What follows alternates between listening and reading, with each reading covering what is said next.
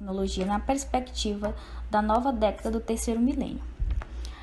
A nossa disciplina que a gente ficou foi a disciplina de Anatomia e Morfologia Vegetal, que a nossa orientadora é a Odivete, a professora Odivete Soares, e os acadêmicos são Euclidiânio, Jussandra Moura, Ramon, Thalisson e William. E a gente selecionou um tema muito importante de se abordar, pensando nesse tema central, que foi a biomimética. O que é a biomimética? A biomimética é uma ciência inspirada na natureza.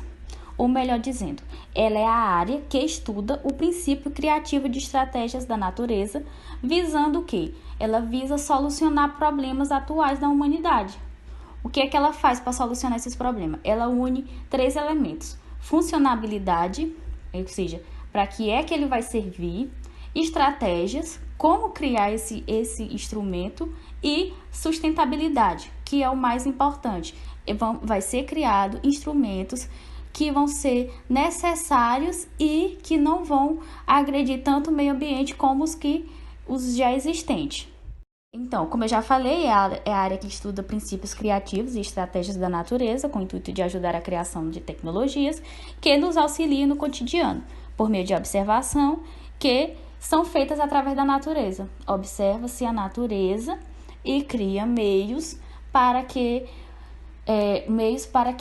possa usar a natureza, mas sem agredir ela.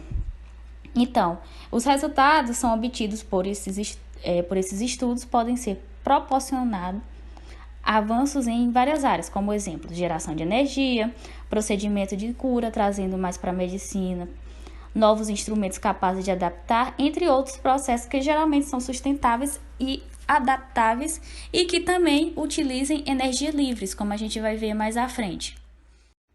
Então, vamos dar início falando do velcro. O velcro, ele é uma antiga aplicação da biomimética. Ele foi uma descoberta que foi feita pelo George Mestral. Ele estudou, após ele chegar de uma caçada, ele começou a remover sementes de barbana de sua roupa. Então, ele ficou curioso, ele pegou essas sementes e levou ao microscópio. Quando ele começou a visualizar no microscópio, ele viu que as sementes, elas tinham vários filamentos entrelaçados que terminavam em pequenos ganchos. Então, ele viu aí uma forma de criar um material que segure na roupa, por exemplo, que nem vai dizer aqui, ó. Ele levou 10 anos para colocar em prática o funcionamento. E onde é que é utilizado o velcro? Ele é utilizado para trajes espaciais, pela indústria aeroespacial. Ele é utilizado pelo Exército dos Estados Unidos para prender insígnias e medalhas e identificação de uniformes. E também ele é usado pela NASA para evitar flutuação de equipamentos portáteis nos veículos espaciais. Então, o velcro ele é uma descoberta importante da biomimética. Então, outra descoberta foi a raiz robótica. Diversos cientistas ao redor do mundo se aliaram para o desenvolvimento do projeto de uma raiz robótica, que promete, além de aprimorar o estudo do solo, ajudar a encontrar recursos minerais e água no subsolo. Essa raiz robótica ela é composta por uma ponta de Teflon com diversos sensores que podem ser programados pelos desenvolvedores para buscar recursos. Além disso, é uma raiz grande, uma raiz de grande evolução que tange a perfuração do subsolo e que foi programada para comportar uma raiz de planta normal. Então, para criar os plantoides é o quê? São essas raízes robóticas, são chamadas de plantoides. Os cientistas, eles estudaram, decifrando o movimento que as raízes fazem, que as raízes dos vegetais fazem, que elas levam para chegar até o ponto, como é que ela faz quando encontra uma pedra, quando encontra o fóssil, o que ela faz. Então, eles estudaram vários movimentos das raízes e eles pegaram esses estudos e levaram para o mundo da inteligência artificial. Esses plantoides, eles são capazes de explorar e penetrar a terra como com gasto mínimo de energia comparado ao sistema tradicional. Ele fala que tem até uma economia de 70% dessa energia. E ele compreende o quê? A planta com uma visão tecnológica. Outras informações dessa raiz robótica é que ela foi desenvolvida em plástico com uma impressora 3D. Ela tem um mecanismo interno que permite que o robô ele armazene dentro de si tudo que serve para continuar sua viagem pela Terra, no interior da Terra. Ou seja, essa raiz ela se autoconstrói, ela avança por meio de tentáculos inteligentes que saem da base, que saem pela base. E o que acontece? Ela pega minerais, ela acumula minerais e ela ainda possui sensores químicos para identificar fósforo, nitrogênio, potássio, entre outros materiais químicos. E ela também possui sensores físicos.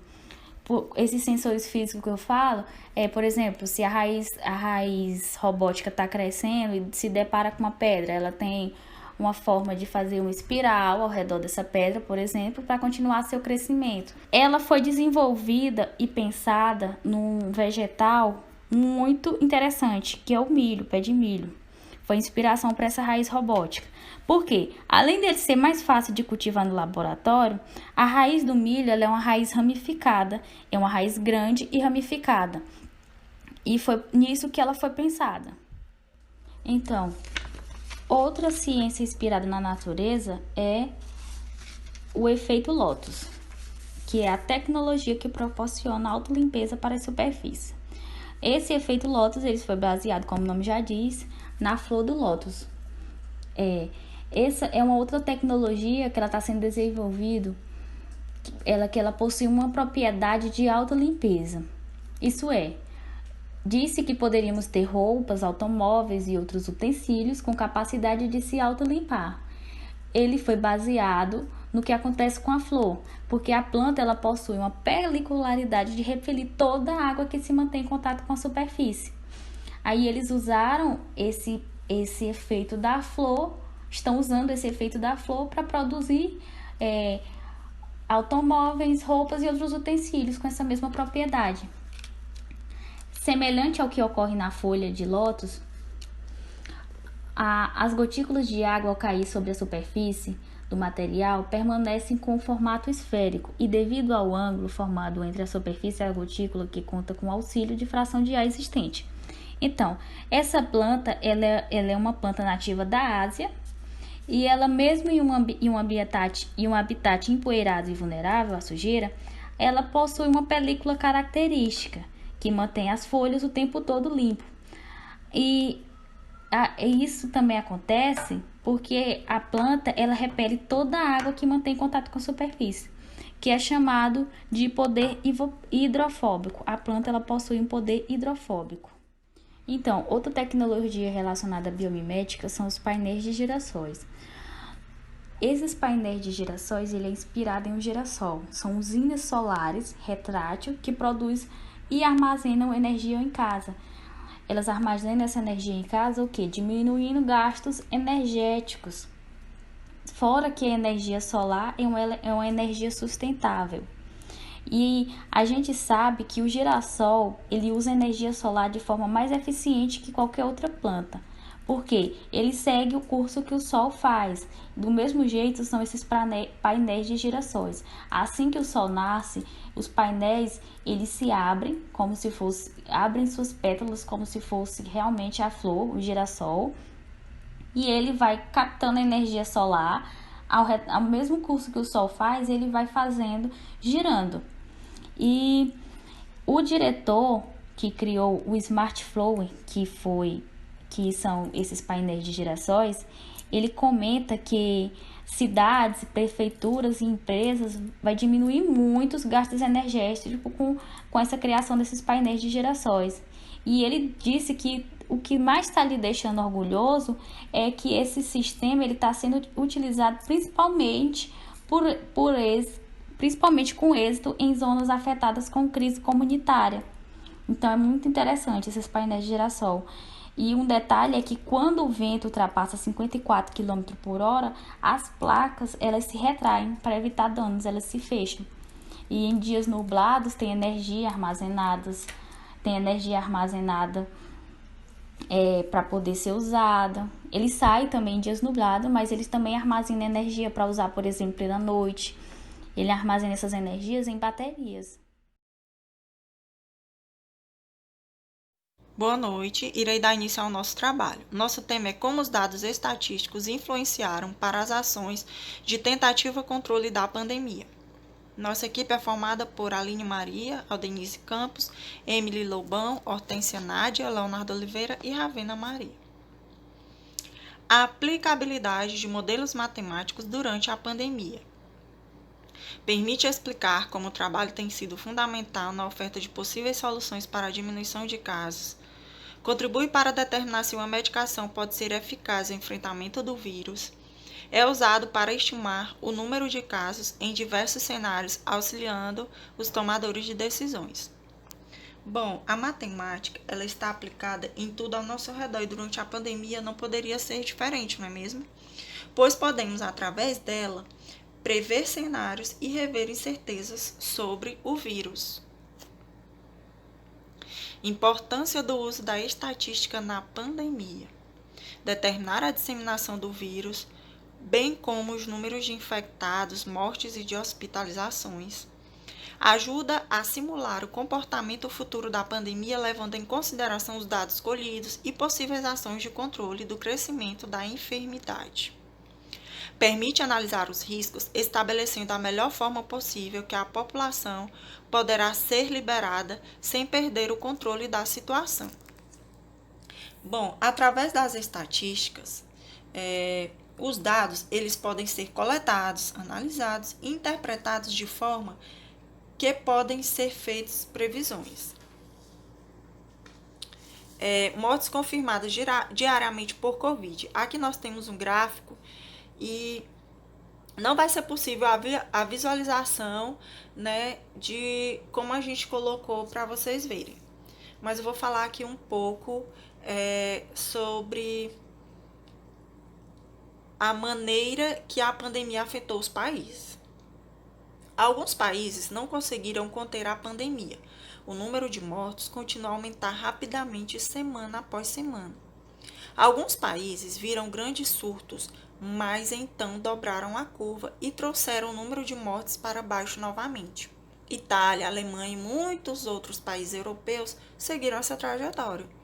Alguns conseguiram evitar um grande surto. No gráfico estão a Coreia do Sul e a Noruega. Esses países tiveram surtos rápidos, mas foram capazes de reduzir o número de mortes muito rapidamente para os números baixos. Como eu falei, não dá para ver. A Noruega está aqui por baixo. E bem por cima estaria os países como os Estados Unidos, Brasil e México, que eles são os países com o maior número de mortes. E eles são considerados também como os países mais populosos do mundo. E o gráfico ele nos mostra ainda que o estágio inicial da pandemia houve grande diferença entre os países. Alguns sofreram surtos terríveis, enquanto outros conseguiram conter surtos rápidos, ou mesmo evitar totalmente surtos graves. O que a gente pode concluir com isso é que é possível sim ter sucesso na pandemia. Covid-19 interrompe serviços de saúde mental na maioria dos países, revela pesquisa da OMS. Então, a pandemia da Covid-19 interrompeu serviços essenciais de saúde mental em 93% dos países em todo o mundo, enquanto a demanda por saúde mental está aumentando. Foi feita uma pesquisa pela OMS com 130 países, que mostrou o impacto que essa pandemia vem causando nos serviços de saúde mental. E assim, os resultados foram bem grandes, digamos assim. A OMS, na verdade, com essa pesquisa, ela tenta fazer um alerta de que a necessidade dos serviços de saúde mental vem aumentando e que, consequentemente, vai precisar de mais investimentos, de mais financiamentos nesse setor. Então, desses 130 países envolvidos na pesquisa, 89% relataram que a saúde mental e o apoio psicossocial fazem parte, sim, dos seus planos nacionais, mas apenas 17% deles têm financiamento adicional para cobrir essas atividades. Então, é muito pouco, né? Tudo isso destaca a necessidade de mais dinheiro para a saúde mental. À medida que essa pandemia continua, ocorre assim uma demanda ainda maior, né, por esse serviço e essa doença ela será colocada nos programas nacionais e internacionais. Quando as doenças viram números estatísticos da Covid-19. As estatísticas cumprem a função de tornar conhecidas as várias faces locais da pandemia e possibilitam a atuação de estados e municípios de forma eficiente e rápida na distribuição de recursos e no socorro à população. O Brasil, de acordo com os dados divulgados pela Universidade de Oxford, lá no Reino Unido, e comparados pela BBC News aqui no Brasil, é um dos países com menor índice de testagem na população. Essa constatação está relacionada à capacidade de produção dos testes, à distribuição de kits e também ao processamento dos resultados. Os números de testagem realizados são importantes também para estabelecer a taxa de letalidade da doença. A baixa testagem e, por consequência, a baixa notificação, quando confrontados com a taxa de mortalidade, elevam o índice de letalidade da doença. As estatísticas funcionam como tecnologia do governo, ao passo que permitem a elaboração de políticas públicas e intervenções em situações problemáticas, tal como a pandemia do novo coronavírus. Então, assim, diante desse cenário do que nós acabamos de ver ou ler, o que nós podemos dizer das estatísticas da Covid-19? Bom, o mais importante é perceber que a extensão territorial, o tamanho da população, as desigualdades socioeconômicas colocam o Brasil em uma situação diferente no combate à pandemia em comparação, né, com a realidade dos outros países europeus, né, que são bem mais desenvolvidos. As estatísticas, nesse sentido, elas cumprem a função de tornar conhecidas as várias faces locais da pandemia e possibilitam a atuação de estados e municípios de forma eficiente e rápida na distribuição de recursos e no socorro à população. Então, é por isso que os pesquisadores, eles cobram muito, eles cobram transparência nesses dados, para que eles possam saber mais sobre a doença do país.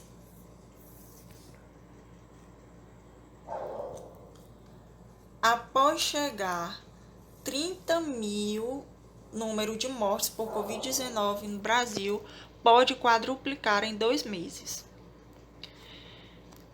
O Brasil ele entrou para um grupo tão seleto quanto indesejável. Ao cruzar a barreira das 30 mil mortes por coronavírus, coloca-se ao lado de Estados Unidos, Reino Unido e Itália na lista de países que enterraram uma quantidade de vítimas no novo vírus. Segundo projeções do Centro Americano, que assessora a Casa Branca e a Organização Pan-Americana de Saúde, OPAS, em relação ao coronavírus, o número de mortes poderia quadruplicar e chegar a 20 mil até o começo de agosto. É preciso cuidado ao levar em consideração esses cálculos, já que nem sempre informações como o número de novos casos são confiáveis e mudanças no comportamento da população alteram o ritmo de contágio. Então, diante disso tudo, fica aí uma dúvida. Quantos mortos mais o Brasil poderá contar além desses 30 mil, que já compõem essa cruel estatística do coronavírus? Fica a pergunta. Cloroquina, hidroxicloroquina. Antes de iniciar, a gente precisa saber que alguns cientistas da Universidade de Oxford, no Reino Unido, eles lideraram um estudo. E nesse estudo, sobre os tratamentos da Covid em mais de 11 mil pacientes que estavam internados, né, com Covid, eles anunciaram que não encontraram benefícios em tratar a doença com a hidroxicloroquina. Essa pesquisa integra os ensaios Recovery. O que é esse Recovery? É um conjunto de testes feitos com mais de 11 mil pacientes internados por Covid que foram divididos de forma aleatória para fazer o tratamento com os devidos medicamentos. E para os pesquisadores, a parte da pesquisa que testou a eficácia da hidroxicloroquina comparou os resultados de 1.542 pacientes que usaram remédio contra os de 3.132 pessoas que foram submetidas ao cuidado padrão. Peter Hobby, que é o pesquisador-chefe do estudo, ele declarou que a hidroxicloroquina e a cloroquina receberam muita atenção e têm sido amplamente utilizadas no tratamento de pacientes com Covid, apesar da ausência de boas evidências. E ainda, segundo estudos, a hidroxicloroquina não reduz o risco de morte entre pacientes hospitalizados com essa nova doença. Esse resultado deve mudar a prática médica em todo o mundo e demonstra a importância de grandes ensaios randomizados para informar as decisões sobre a eficácia e a segurança dos tratamentos, disse Landry. Landry, ele é o vice-pesquisador-chefe desse estudo. Então, assim, a OMS, com esses estudos, né, feito com 96 mil pessoas, a OMS chegou a suspender os testes com a hidroxicloroquina, que apontava não haver benefício do remédio contra a Covid-19 e ainda indicava haver risco de arritmia entre pacientes que a haviam utilizado. Uso de cloroquina em Covid-19, análise crítica em 3 partes. Bom, aqui foi uma resenha que foi elaborada pelo Rodrigo Antonini Ribeiro. E ele faz uma crítica, né, aos estudos feitos com a hidroxicloroquina. E a primeira parte, ele faz uma análise crítica aos estudos de Gautret e Cole. Primeiro estudo, que foi o primeiro estudo com os resultados positivos em pacientes, mas não randomizados, ou seja, escolhidos de forma aleatória. 26 pacientes foram analisados no grupo cloroquina mais azitromicina e após 6 dias, 100% atingiram a curva virológica. 16 pacientes no grupo controle, utilizando apenas cloroquina, tiveram um desfecho favorável de 57%. Então, assim, então ele faz uma crítica a esse estudo. Primeiro, que o estudo não é randomizado, ou seja, não foi feito aleatoriamente, o que gera incertezas. Depois, ele diz que o desfecho analisado não garante que o paciente com PCR negativo tenha tido uma melhora clínica. E também no estudo, 4 pacientes alocados na cloroquina tiveram desfechos ruins, isso por uma análise microbiológica, né? Agora, observando o estudo do ponto virológico, também teve seus problemas, pois a forma do estudo sugeriu uma assimetria na coleta de dados. E na parte 2, que foi uma análise que ele fez ao estudo de Chen e Cole. Foi o primeiro ensaio clínico randomizado, esse já foi randomizado com dados positivos. Os pacientes foram alocados para receber HCG, hidroxicloroquina, ou tratamento padrão. A azitromicina, nesse caso, não foi utilizada. No total, 62 pacientes, sendo 31 alocados para cada grupo. Apenas 4 progrediram para a doença grave, todos no grupo controle. Aí ele faz uma crítica a esse estudo, que primeiro o cegamento não está adequadamente explicado. E para atingir isso, em um estudo de fármacos, é necessário que esse grupo controle receba placebo que não está ou não foi descrito no tratamento. E os únicos positivos foram os relatados, o que aponta a possibilidade de que esses resultados positivos sejam fortuitos com o relato ao caráter seletivo. Aí o uso da cloroquina em Covid-19, parte 3. Então, ele vai fazer aqui uma discussão. Além das críticas apontadas anteriormente ao estudo, vários pontos adicionais precisam ser comentados. 2 outros estudos clínicos, ambos já publicados, trouxeram resultados negativos. O primeiro teve como desfecho apenas a negatividade virológica. O segundo estudo não foi um ensaio clínico randomizado, publicado em chinês, o que permite avaliar apenas o resumo do trabalho. A maioria dos pacientes, independente do tratamento que fizer, irá melhorar e atribuir a cura à cloroquina e hidroxicloroquina é bastante especulativo. E os efeitos antivirais da cloroquina mostram que jamais conseguiu mostrar eficácia em estudos conduzidos em outras doenças virais. Bom, então assim, o autor dessa resenha, ele conclui que, analisando vários estudos, ele concluiu que ele não considera errado o uso da medicação, mas que deve ser feito um acompanhamento do paciente, considerando eventos adversos, e precisa ser bastante claro, tanto para o médico como para o paciente que usa a medicação, que é experimental, não havendo ainda nenhuma comprovação de eficácia do mesmo. E a estimativa de risco de espalhamento da Covid-19 no Brasil e a avaliação da vulnerabilidade socioeconômica nas micro-regiões brasileiras. Então, assim, esse relatório, ele atualiza a análise de riscos de disseminação da Covid-19 para as micro-regiões brasileiras, decorrentes da presença de transmissão sustentada nos 2 maiores centros urbanos, Rio de Janeiro e São Paulo. E os principais achados são: São Paulo e Rio de Janeiro identifica-se alto potencial de rápida dispersão para outras capitais do país. Centros urbanos da região sul e sudeste têm grande probabilidade de acumular casos graves no curto prazo.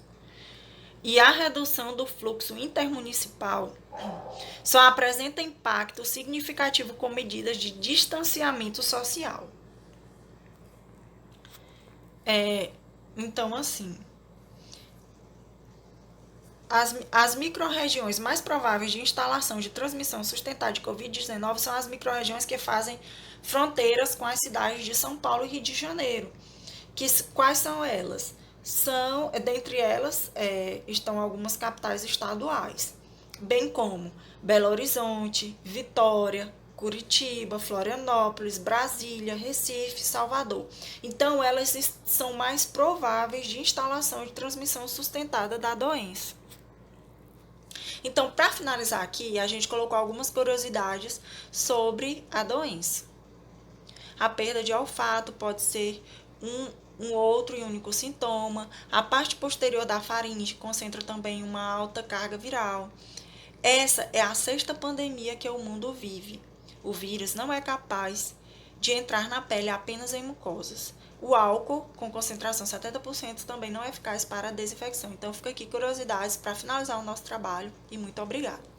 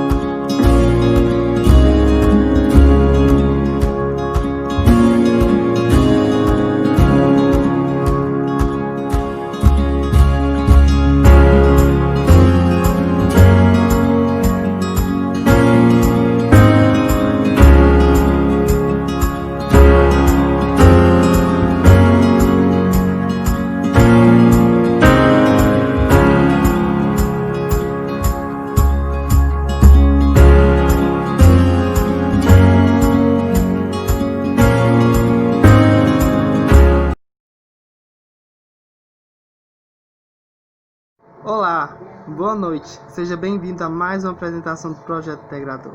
Me chamo Felipe e o nosso tema vai ser bem interessante: os desafios das aulas remotas no Instituto Federal do Piauí. E também vamos fazer algumas entrevistas com alguns profissionais da educação, alunos, professores e pais de alunos. Eu queria que você embarcasse conosco nessa aventura e nesse entendimento dessa socialização boa que a gente vai fazer essa noite. Meu grupo é composto pela Jaila, Raíssa, Luísa, Silvestre e pela pessoa que foi a cabeça desse grupo, pela professora Maria Raimunda, a nossa orientadora. Estamos aqui com a matéria Gestão e Organização Escolar, e essa matéria vai nos ajudar a entender como gerir uma escola em tempos de pandemia. Convido agora a professora Maria Raimunda para nos ajudar a entender qual é a diferença entre EAD e ensino remoto. Explique aí, professora, para a gente. Nós queremos saber qual é essa diferença que torna esses dois tipos de educação muito válida para cada um de nós. Olá! Sou a professora Maria Raimunda, professora de Gestão e Organização Educacional, e sou a orientadora do Projeto Integrador 3, do módulo 3 de Biologia, que é intitulado Os Desafios das Aulas Remotas no Instituto Federal Campus Floriano. Todos nós sabemos que nós estamos passando por uma pandemia do novo coronavírus. E devido a isso, as escolas tiveram que se adaptar devido ao distanciamento social. Então, desde março, nós não estamos tendo aulas presenciais. Por isso, tivemos que replanejar e adaptar nossas atividades com o ensino remoto. O ensino remoto é uma medida extraordinária e temporária aprovada pelo MEC para que as instituições de ensino possam cumprir o cronograma de aulas presenciais em épocas normais ou quando em circunstâncias impedirem a reunião dos alunos. E muita gente confunde que ensino remoto é igual a EAD, Educação à Distância. Não é. EAD é o modelo de ensino remoto, mas de forma planejada e não emergencial. Todo ou parte do curso é ministrado à distância, com apoio de tutores e recursos como vídeo, questionários, PDF e podcasts, em atividades síncronas e assíncronas, né? Então, existe uma diferença entre ensino remoto e EAD, né? EAD é a modalidade de ensino. Ensino remoto está sendo usado de forma emergencial. Prosseguindo com as nossas entrevistas, agora eu vou entrevistar a professora Odivete, uma professora muito legal que nos concedeu uma entrevista muito bacana e didática. Eu queria saber, professora Odivete, qual é a maior dificuldade que a senhora está enfrentando nesse ensino remoto assim emergencial, como a professora Maria Raimunda falou, no Instituto Federal do Piauí. Bom, Felipe, com relação à sua pergunta, qual a maior dificuldade que eu estou enfrentando com o novo formato de aula remota do IFE? A minha maior dificuldade não é nem preparar as aulas, gravar. Minha maior dificuldade é saber discernir e separar os momentos que eu tenho que fazer isso dos momentos das atividades domésticas. Isso eu não estou sabendo como fazer, porque eu termino misturando os horários e fazendo assim, tipo, tudo ao mesmo tempo. Coloco uma coisa no fogão, por exemplo, e venho preparar alguma coisa. Então, volto para ir olhar. Então, não estou sabendo discernir, por exemplo. De manhã eu não faço nada de atividade remota. Cuido só das atividades de casa, mas eu não sei fazer isso. Essa é a minha maior dificuldade. Professora Odivete, agora a gente vai para a nossa segunda pergunta. Fazendo uma analogia com o que a professora Maria Raimunda falou, ela falou sobre a diferença entre EAD e ensino remoto, né? O ensino emergencial. E eu queria saber qual é o posicionamento do Instituto Federal do Piauí, Campus Floriano, e a coordenação para ajudar alunos que não têm acesso à internet. Para essa segunda pergunta, o que o Instituto tem feito para ajudar os alunos que não têm acesso à internet?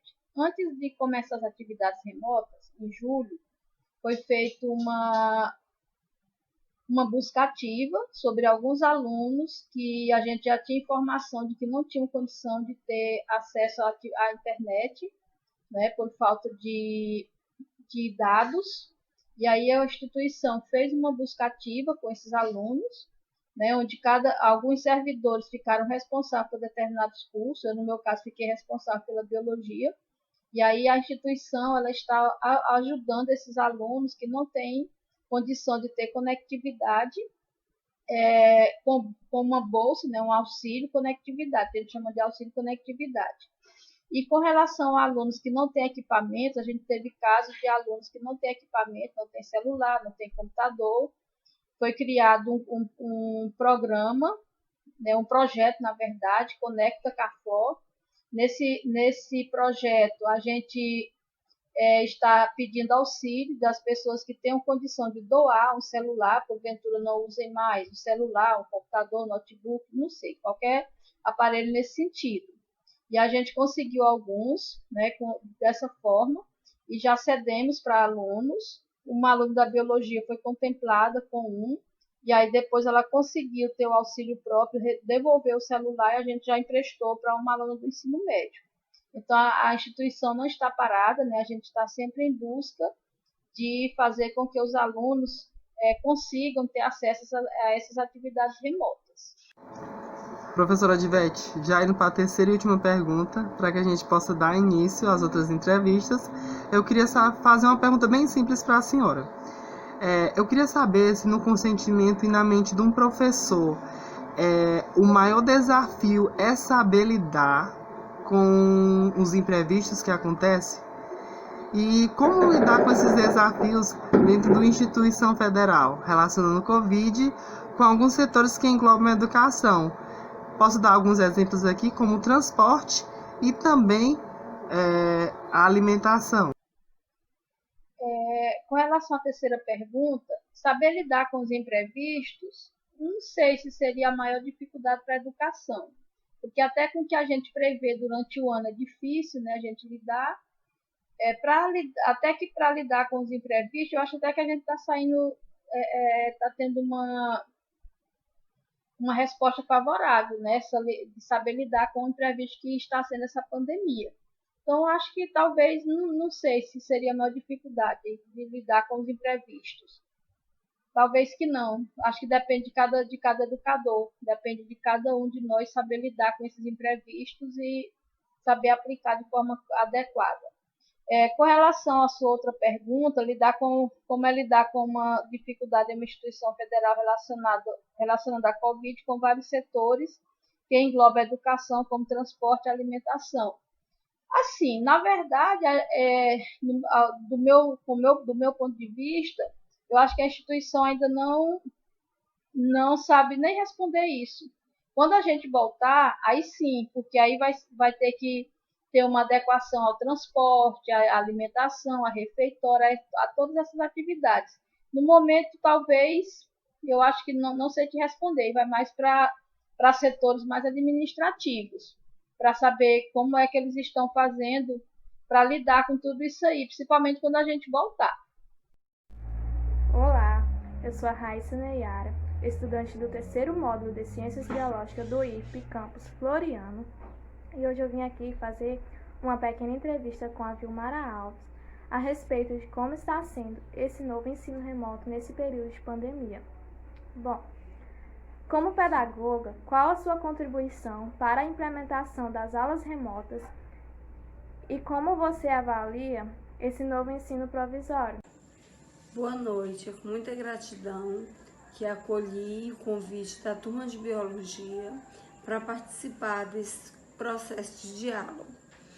Eles me deram um roteiro de perguntas, tá aqui ó, na moda, nosso Classroom, nosso G Suite, nosso Gmail, tudo pelo nosso celular.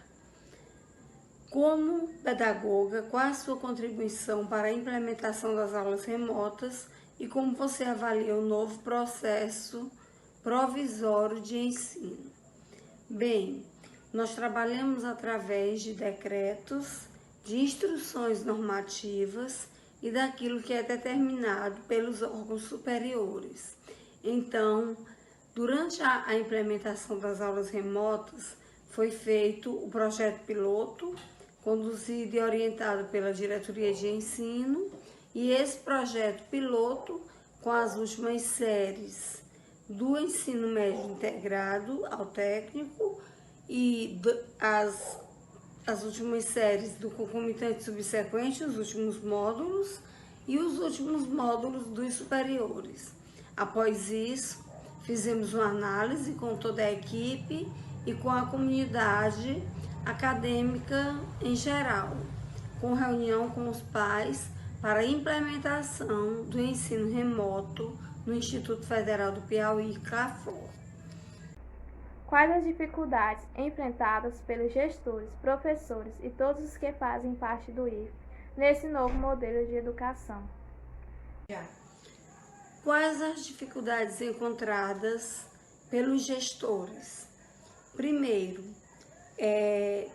apresentar para a comunidade acadêmica que era viável a proposta acerca das aulas remotas e o que ela poderia ser significativa na manutenção do vínculo, ainda que à distância, do aluno com a escola.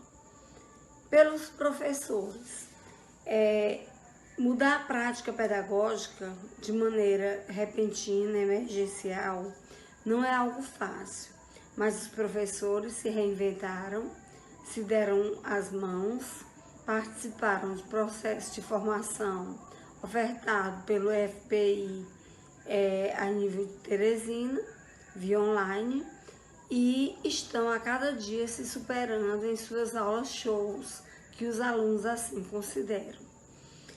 Em relação aos alunos, os alunos, alguns, não são todos, mas eles preferiam a aula presencial, assim como cada um de nós. Mas o momento não é oportuno e também nós não podemos decidir enquanto escola sobre essa questão. Então, nesse modelo educacional, nós temos várias vertentes e unidos nós podemos superar todos os obstáculos que se fazem presentes.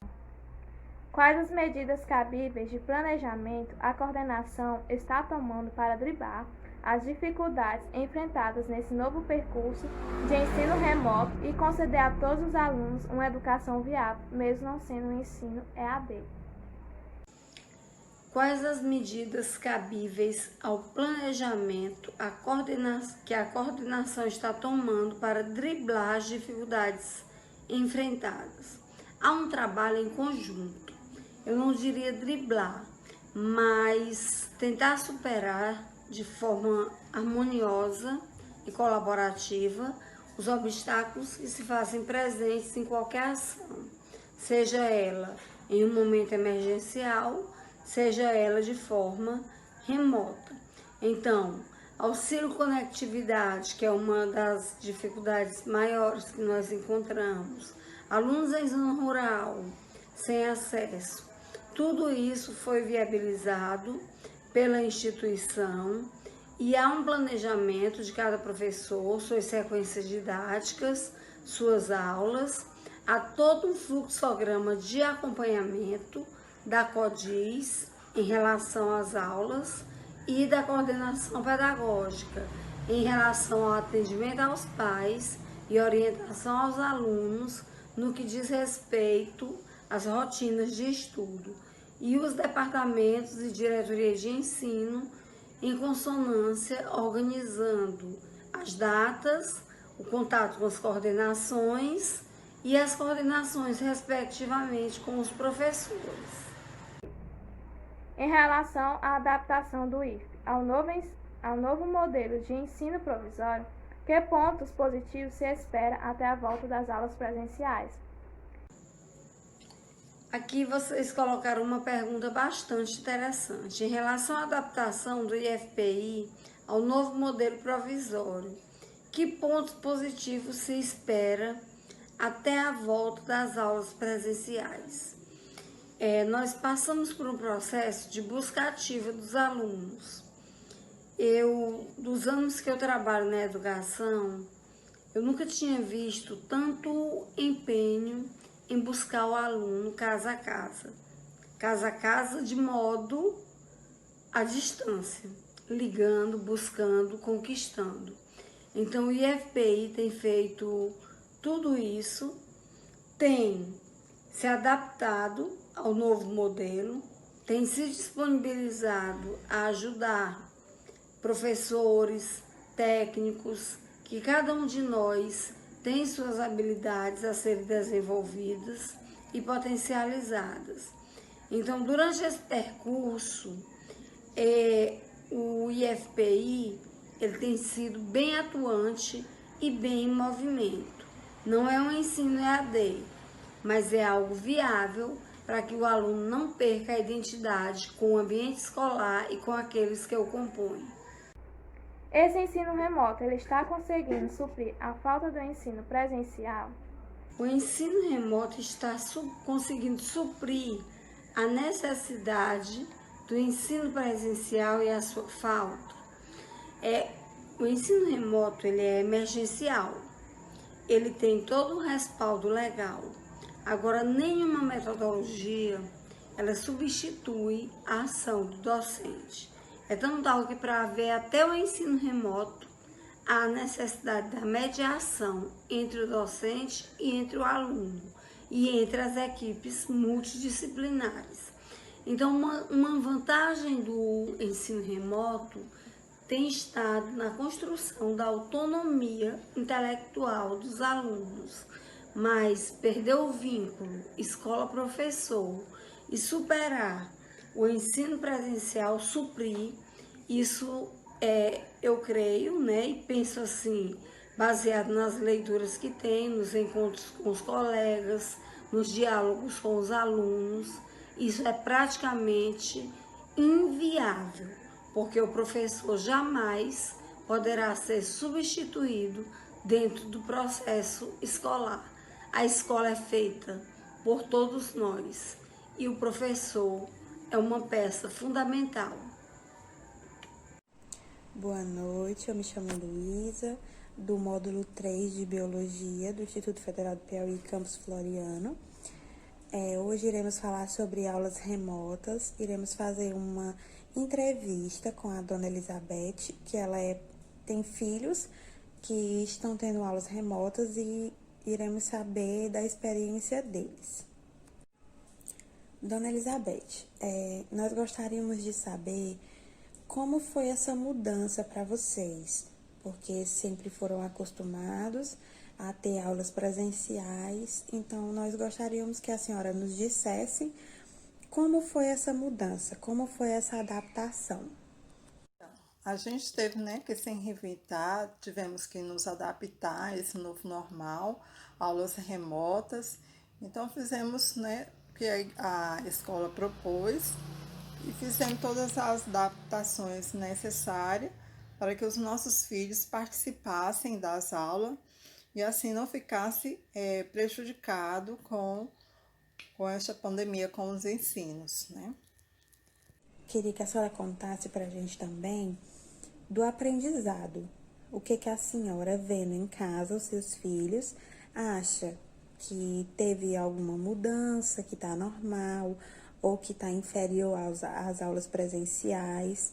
A escola está deixando a desejar, ou a escola sempre dá total assistência? Como é a questão do aprendizado? A questão do aprendizado, a gente sabe que não é a mesma coisa como se fosse uma aula presencial. Às vezes eu tenho que me desdobrar para ensinar eles algum assunto que eu não tenho domínio, a gente vai buscar na internet. Outra vez eu tive que pedir a ajuda do Felipe, porque tinha que ler um texto em inglês, e aí eu não tinha esse conhecimento muito do inglês, eu tive que recorrer ao Felipe. Mas na medida do possível nós estamos aqui, a escola, os pais, junto somos mais fortes, e a gente vence as dificuldades.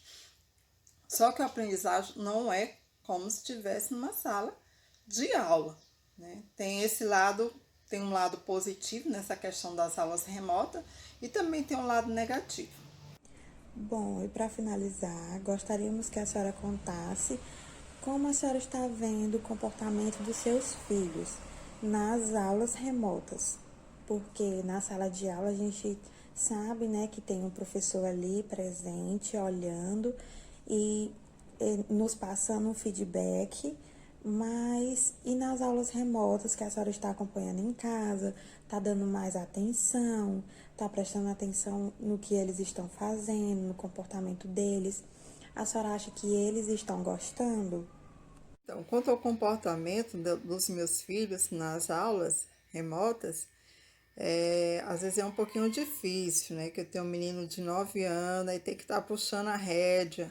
Menino, é o momento da aula, tem que estar explicando que aquele momento, apesar de que ele não está na sala de aula, na escola, mas que aquele momento ali é a hora da aula, e tem que estar ali explicando, que às vezes ele se perde por conta que está em casa, acho que tem toda a liberdade de fazer o que quer. Às vezes é ruim. Mas o meu menino, ele já gosta dessas aulas remotas. Na hora do intervalo, ele fica brincando com os coleguinhas, arrumarem uma brincadeira de fazer aí, online, e eles ficam brincando na hora do intervalo. Já a minha menina, ela não gosta muito dessas aulas online, né? Então, cada cabeça uma sentença, cada um tem um gosto. Olá, pessoal. Estou aqui para responder algumas perguntas de um grupo de alunos do curso de licenciatura em Ciências Biológicas sobre as atividades remotas de ensino-aprendizagem no Instituto Federal do Piauí. Eu estou sem usar máscara nesse momento porque me encontro aqui na sala da diretoria geral, num ambiente controlado e sozinho, tá? Então eu vou responder a cada uma das perguntas, vou encaminhar vídeos curtos respondendo a cada uma das perguntas, tá bom? Qual a sua opinião sobre a situação na qual nos encontramos atualmente? A primeira pergunta é a minha opinião, né, sobre a situação em que nós estamos passando. Se for em relação à pandemia, né, eu acredito que uma situação em que o mundo não estava preparado, né, ninguém estava preparado, nem esperando que a gente fosse passar por tudo isso. De um dia para o outro, tudo mudou, tudo se transformou. E aí a gente tem aprendido muito com tudo isso. E o que eu acredito é que cada um deve se cuidar, né? Se cuidar e procurar cuidar dos seus, dos que estão próximos, para que a gente possa passar por tudo isso da melhor forma possível, né? Muita coisa mudou e eu acho que o que nós precisamos é aprender com tudo isso, né? Eu acho que se a gente passar por tudo isso sem ter um mínimo de aprendizado, não terá valido a pena. Você acha que a AD está sendo uma solução aceitável para os alunos durante esse período de crise? Mas eu acredito também que o pós-pandemia ele vai muitas das soluções encontradas durante a pandemia, elas vão permanecer no contexto pós-pandemia. Então eu particularmente acho que essas aulas remotas elas vão permanecer mesmo após a volta presencial, porque acredito que mesmo quando a gente puder voltar, a gente vai precisar ainda dessa carga de atividades remotas para que a gente consiga dar conta dessas atividades, né? E muitas ações, né, não somente na educação, muitas soluções que foram encontradas, elas vão permanecer. Acredito que se houver um lado positivo dessa pandemia, e acredito que há, né, essas soluções que foram encontradas, essas inovações que foram desenvolvidas durante a pandemia, elas vão poder continuar mesmo no contexto após a pandemia.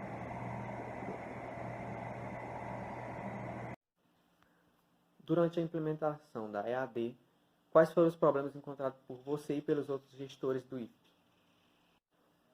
Poderia nos falar um pouco sobre os planos para o futuro, para o caso dessa quarentena se estender ainda mais do que o previsto?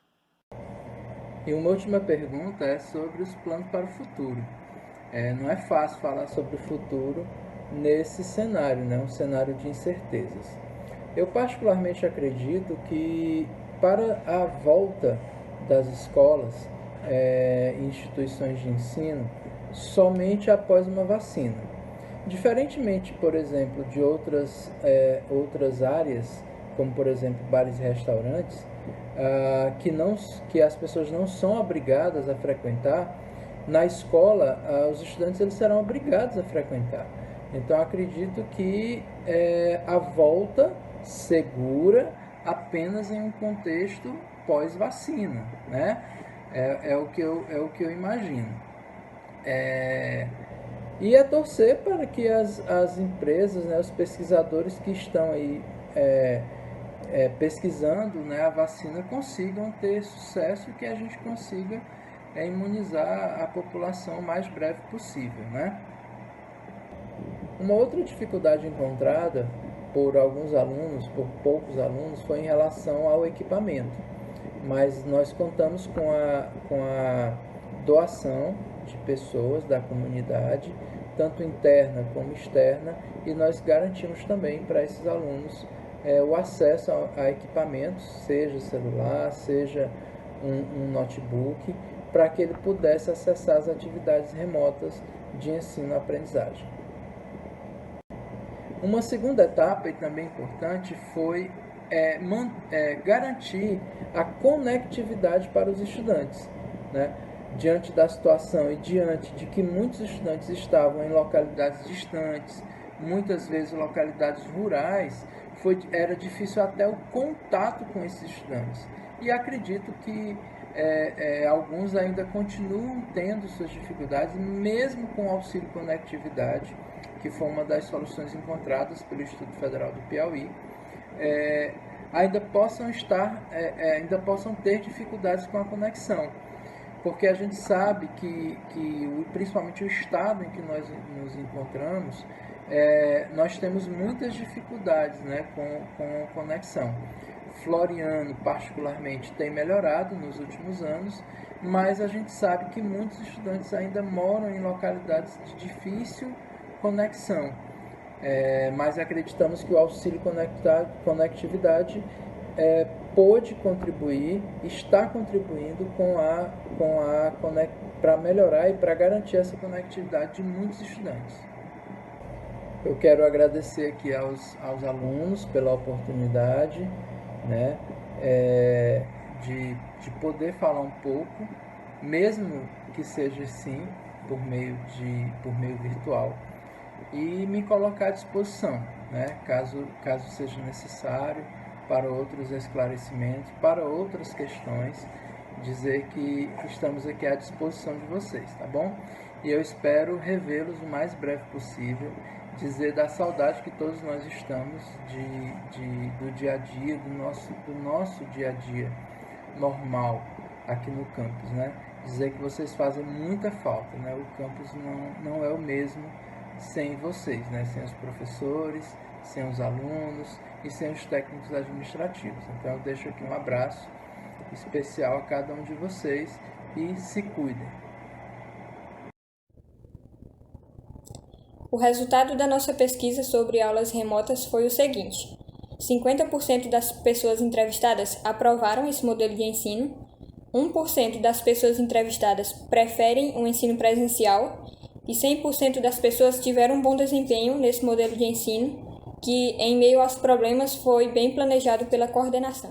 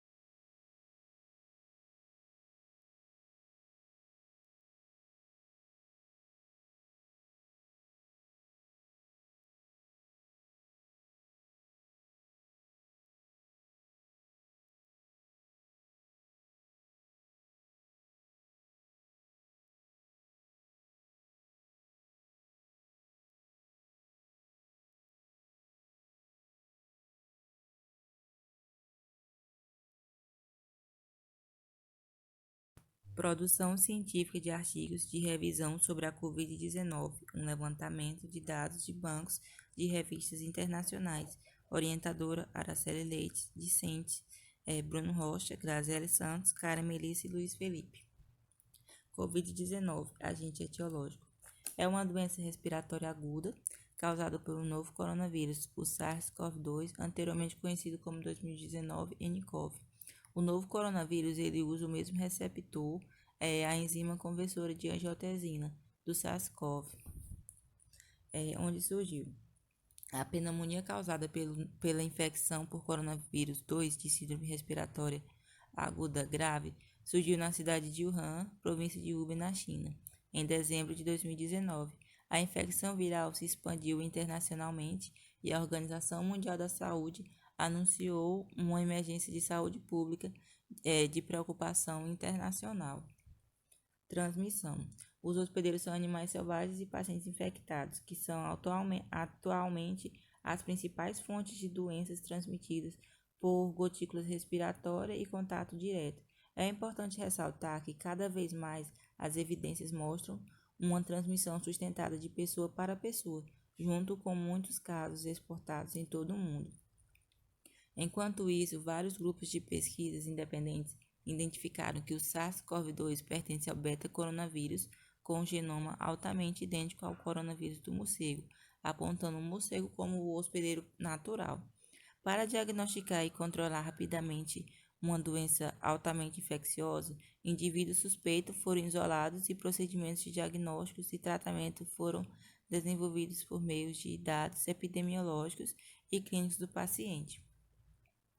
Em relação ao tratamento, no início do surto da Covid-19, a Organização Mundial da Saúde ela convidou centenas de pesquisadores de todo o mundo para desenvolver um diagnóstico de tratamento e vacinas de qualidade rápida, mas até agora nenhum tratamento antiviral ou vacina específica foi aprovado. Objetivo. O objetivo do nosso trabalho foi descrever o padrão de publicação científica de artigos de revisão sobre a Covid-19 no banco de dados da PubMed. Metodologia. Estudo exploratório e descritivo da produção científica sobre a Covid-19 desde o início do ano de 2020. Foi feito um levantamento de dados de 60 artigos de revisão no banco de dados da PubMed, com o objetivo de perceber quais os meses que tiveram mais publicação e qual foi o conteúdo dos artigos. Foi feita uma análise dos dados e os resultados foram expressos em gráficos. Figura 1. Na figura 1, focamos nos meses com maiores publicações sobre a Covid-19 e podemos observar aqui na figura que o mês de abril foi o que teve mais publicações dentre os 60 artigos analisados pelo nosso grupo. Figura 2. Os temas mais publicados na PubMed nos primeiros 7 meses do ano em 60 artigos relacionados sobre a Covid-19. Um dos temas mais publicados foram o conhecimento sobre a doença, o tratamento, o sistema gastrointestinal e recém-nascidos e crianças. O SARS-CoV-2 tem um genoma de RNA com 29.891 pares básicos, possui uma forma de pétala que consiste em uma proteína Skype tripla, que media a fixação do vírus e a fusão da membrana durante a infecção.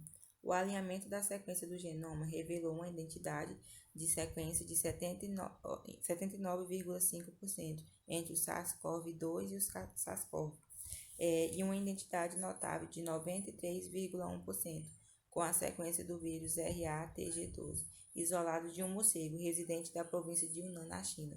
Esses últimos resultados sugerem que o SARS-CoV-2 ele pode se originar de um vírus endêmico nessa espécie de morcego.